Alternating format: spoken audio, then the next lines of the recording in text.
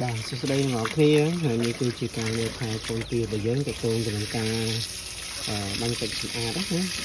ងៃនេះយើងដាក់នៅលើសាបយើងដាក់លើសាបគឺច្រើនណាស់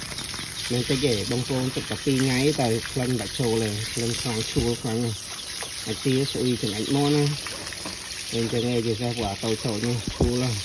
អញ្ចឹងគឺជាទូទៅពេលថ្ងៃក្នុងម៉ោង10 2 10អីគឺខ្ញុំតែការលាងសម្អាតហ្នឹងបាញ់ទឹកធ្លាក់ទៅក្រោមដើម្បីកុំឲ្យវាមានបញ្ហាសុខភាព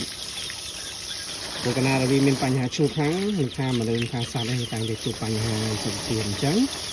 នេះគឺជាការមើលថែជាចំណុចមួយដែលយើងត្រូវពិចារណាផងដែរតែបើសិនជាយើងដាក់ខ្ពស់អូខេដាក់ខ្ពស់យើងអាចទុកប្រហែល 4-5 ថ្ងៃបានតែបើយើងដាក់ទីដូចខ្ញុំវិញគឺអត់បានទេដាក់ទីអត់បានទេអញ្ចឹងយើងគួរតែ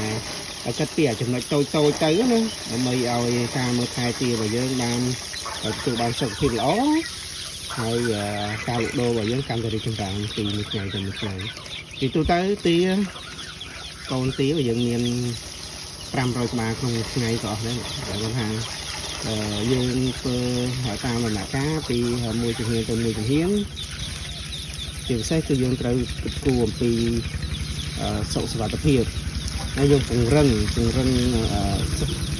ទីរបស់យើងឲ្យតែយើងមាន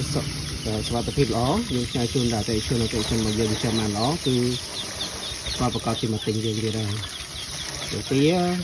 បើសិនជាបងប្អូនអាចចេះមើលថែដល់ទេពិបាកព្រោះអាទី7ថ្ងៃឯងព្រោះអាទីមួយថ្ងៃមានអីតាមកសិដ្ឋានធំថ្ងៃផ្ញើមួយថ្ងៃផ្ញើតែបើយើងអត់ចេះមើលអាចអស់ច្រើនដែរអូខេអរគុណច្រើនជម្រាបលា